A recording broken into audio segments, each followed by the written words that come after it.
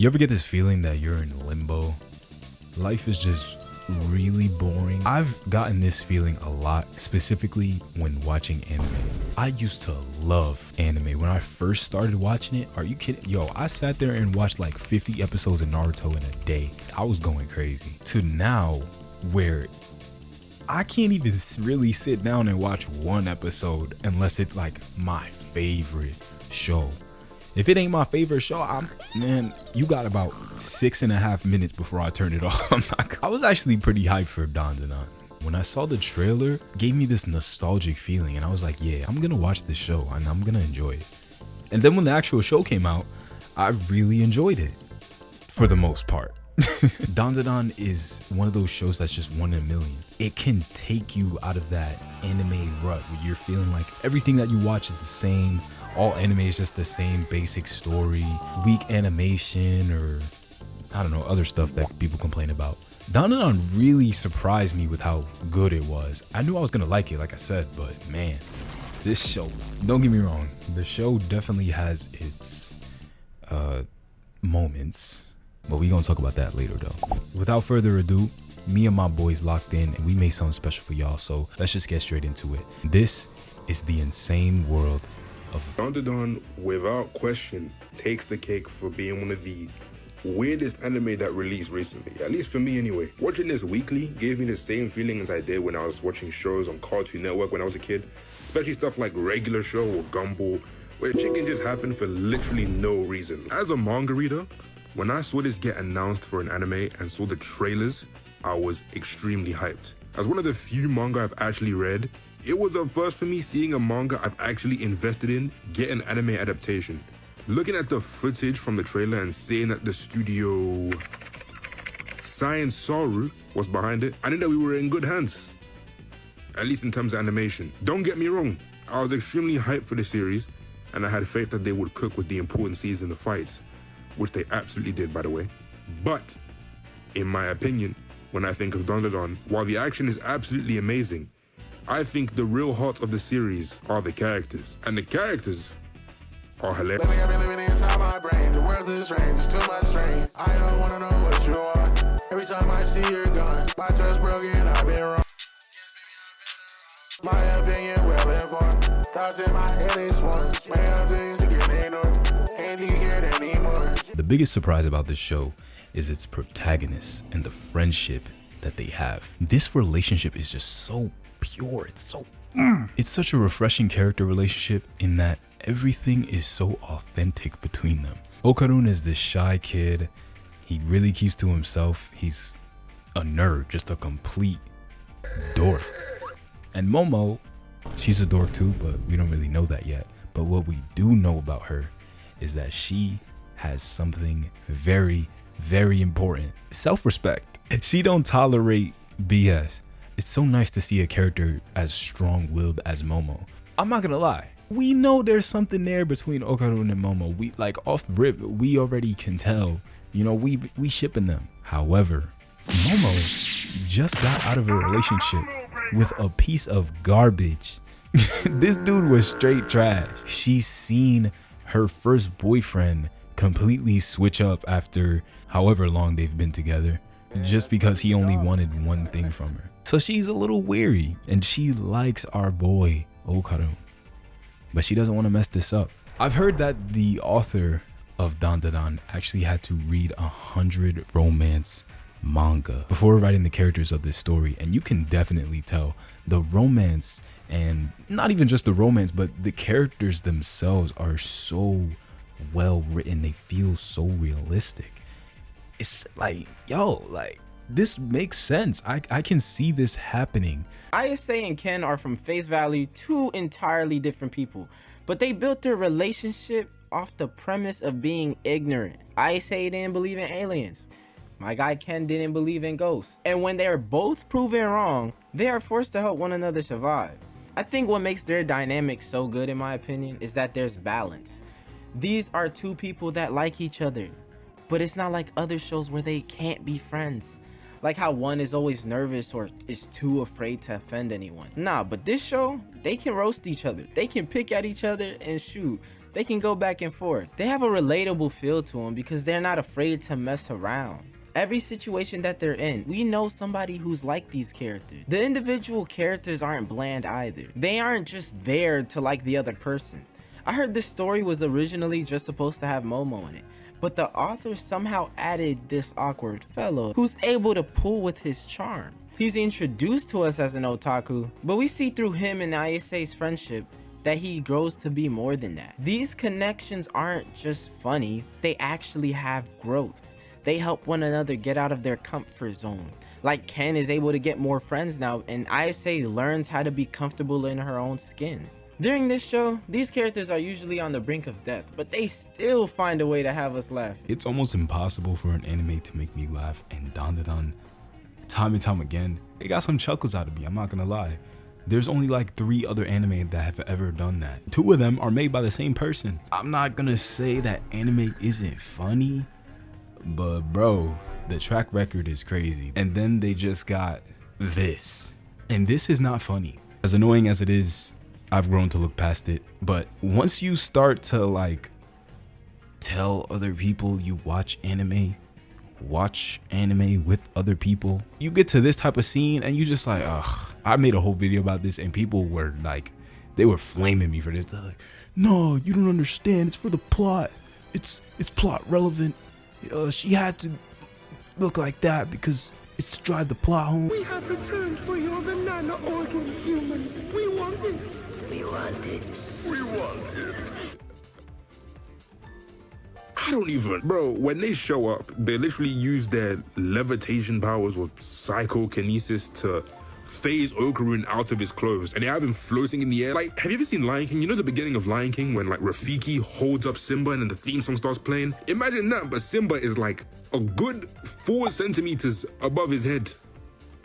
Yeah, that's what's going on. I didn't even mention they hired an alien anthropomorphic mantis shrimp hitman from space, by the way, to beat the brakes off these kids while they all use their powers. Cause SERPOOOOOOs can do all this transforming and telekinesis and whatever other powers they have, but using the telekinesis and fighting at the same time, God forbid, can't do that. All of this, by the way, is for Okarun's testicles. I don't even know if I mentioned this, but they're doing all this for a set of balls, bro. This is the most unserious. Think of every great villain you've ever known. Frieza, he wants world domination, rule over multiple planets, rule an empire. Aizen, he wants to kill the old Soul King and become the new god of Soul Society. Dio wants to destroy the Joestar bloodline, a family that he's been beefing with for over 100 years. And the SERPOOOOOOOs want a set of balls. Yeah, safe, man. So quick story. Recently, I've been playing this game called Dead Estate, and it's both a frustrating and cathartic experience. In this game, you gotta escape this huge mansion that's been taken over by monsters and demons and stuff. Dead Estate is a roguelike game, which basically means if you die or beat the game, you restart from the beginning with nothing. Bosses, enemies, items, secret areas, they're all randomized. So each time you go around, it's a brand new experience. And in the beginning, it makes absolutely 0 sense and it's just like a fun arcade game. Then you start putting some of the pieces together. The pictures on the wall kind of look like the shopkeeper witch. And that giant rat that chases you around if you stay on one floor too long, something fishy about it. You reach the end for the first time and it's all cryptic, pretty much taunting you to explore more and more and more of the mansion. So now you might be asking yourself, what does this have to do with Dandadan? Now, I don't play video games as much as I used to.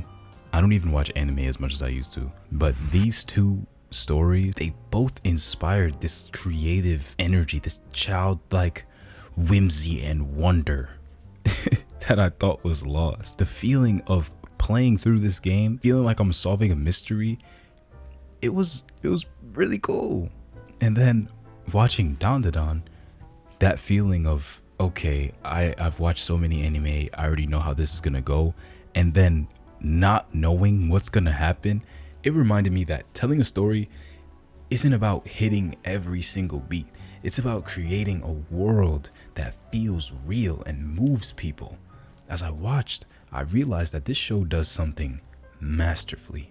It's the art of setting expectations, completely shattering them into a million pieces, creating this abstract world that can only be manifested by a deep understanding and love for storytelling. It's honestly inspiring, and that's why I had to, So I was convinced to actually watch the dub of this anime instead of the sub, and I'm very grateful that I did, because I feel like I wouldn't have enjoyed it as much if I watched it in sub. And sure, you can say that the sub is the original language it's made in, or that some jokes or dialogue can get lost in translation, and there are some people that really cape for sub. But at the end of the day, in my opinion, I feel like it's all a matter of preference. But I did watch the sub for one episode, and it was great, but I don't know, the dub was just way more enjoyable to me. I love dubs that take some creative liberty with the dialogue so that it's not a complete one-to-one revoicing of the sub dialogue, but just in English. The voice actors, especially for Momo and Okarun, do an excellent job of capturing their personality because all of them are extremely entertaining. And I'm not talking about just the human characters, but the alien. Let me kick it off with some of the funniest aliens. The SERPOOOOOOs. Now, I'm not talking about their questionable introduction, but actually their return around episode 8. I don't even have to say anything. Just look at these things first off. What the f? The greatest thing about aliens is that they don't really abide by the rules of anything, really. They literally bend all logic and reality. Like, I'm pretty sure every time the main characters encounter some sort of alien or yokai, they get shut out of the real world. And I like how the anime shows that there's one of them nearby by having the anime have this filter show up that changes the coloring to mainly one specific color. And the SERPOOOOOOs make sure that you know that they are not normal in the slightest.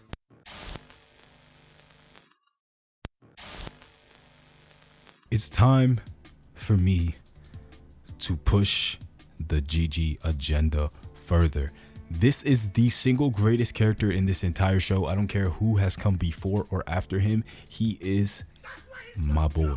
This dude is probably, if he was real, he would be the bro. It's pure chaos. Like, at first you start to think that Momo and Okarun are this chaotic duo. And then when, what's her name? Ira. When Ira comes in, it's like, oh, wow. So now it's like this love triangle type of thing. But when my boy Jiji shows up, all of that is flipped on his head, and it's just a group of friends hanging out, chilling, vibing. And shout out to the English voice actor for Jiji. This man really put a D's nuts joke into an anime in 2024. That is insane. Top 10 anime characters of all time. Jiji from Dandadan. Is he stronger than Gojo? Can he beat Kagurabachi? Can he beat Goku? So yeah, that's my personal favorite character in this show. A close second is Momo. She's really cool, and I like how this show actually has a female protagonist. Momo is 100% the protagonist of Dandadan. She is the main character. Okarun is the sidekick. Argue with me in the comments. I got time. Momo's the main character, but they're all pretty much the main character besides Ira. She really be playing the background. I don't know, maybe it's a season 1 thing, but after that little arc, after that little tussle that she had when she and Okarun were in the back of the school, after that I haven't heard a peep from her. I haven't seen her since. I think she was in another scene, but bro, she irrelevant. It's all about this the big 3 right here. She don't even exist no more. And besides, Okarun, we don't even know his backstory. How are his parents cool with him chilling at Momo's house like every single day? Is this man just a loner? Is he Naruto? Does this man live by himself drinking expired milk? Did he get abandoned by his parents? I'm reading too much into it. I think Okarun he needs some more. When it comes to the yokai, the most iconic will always be Turbo Granny. She is basically the reason the story even kicks off in the first place. In fact, she's the whole reason for this whole tentacle business. Long story short, when you encounter Turbo Granny, if you try to outrun her and you lose, say goodbye to your manhood, buddy. Only way to get it back is if you're able to beat her in a race again. And if you lose again, you die. GG's. It's over. But I'm not talking about the super evil cursed yokai Turbo Granny. I'm talking about this, the cat. If I'm being real, Turbo Granny is a dickhead, but she's far from being a bad character. In fact, she's probably the most entertaining character in the entire series. At least for me anyway. I guess she would count as this series' mascot character, but anyone that's seen the series would tell you that she's definitely a lot more than that. Aside from the fact that she steals people's balls, most of the time she's kind of chill. She'll really just be in the background just doing random shit. Like when Momo and Okarun were fighting the Akira Silky, I find it hilarious that she really acts like a seasoned veteran when it comes to Yoka. Yoka? Bro, my script says Yoka. Oh my god. She really acts like a seasoned veteran when it comes to yokai. Tell me why when Akira Silky pulls up, Turbo Granny's not even fazed by her at all. She even calls her a rookie or a nobody. She's moving like she's the LeBron of yokai. Cause I'm pretty sure at one point she just stole Muko's phone and is just Googling up who Akira Silky is as if she was an NBA prospect and Akira Silky could barely make it to D3 in high school. That is the most insane ego I've ever seen, bro. Like she's seriously got a little broad. Shit, if it was me, I wouldn't take that. I'm just saying. Ultimately, I just think Dandadan is a very funny series. I feel lucky to have invested in this series when it was still coming up as a manga and wasn't even announced for an anime yet. And I'm also excited for season 2. I'm seeing from trailers that the second season is gonna adapt my personal favorite arc of this series. And it's coming this summer. Oh yeah, bro, it's over. There's no comp right there. That's anime of the year twice in a row. So if you're not tapping in, all I'm gonna say is that you're missing out. Shout out to Rari for letting me ramble on this video, man. Support my boy and don't forget to watch Dandadan, read the manga. Just support the series in any way you can. And I'm out. Peace. First and foremost, if you made it this far in the vid, I appreciate you. Let me get an alien emoji in the comments because you're insane, dude. Shout out to my boys who pulled through last minute to help me with this vid. Roy and Gib, go check them out. Their channel links will be in the top of the description and the pinned comment. I'll recommend a video from Roy's channel and I'll recommend a video from Gib's channel. Yeah, go check them out, both of them, and go subscribe to their channels. Thirdly, shout out to my people on Patreon, Gwen, Jonathan. They've been holding it down. Shout out to y'all. Yeah, if you guys want to see some exclusive content, go over there on Patreon. I do upload some free videos. If you want to support me a little bit, I would really appreciate it. Also, join the Discord. That's where you can find me. Just text the Discord, text the general chat, be like, yo, where's the next video at? All right, don't actually do that. Don't actually do that. You can talk about anything, but I'm just saying, you know, we got a few different little channels in there. We could talk games, we could talk anime, manga, books, movies, anything that you're interested in and that I am a little bit knowledgeable about. I'll be talking to you guys over there. So join the Discord. This outro is already super duper long. So I'm just gonna say thank you guys so much for watching this video all the way through to the end. Subscribe to hear me talk about your next favorite anime. And with that, I'm out of here.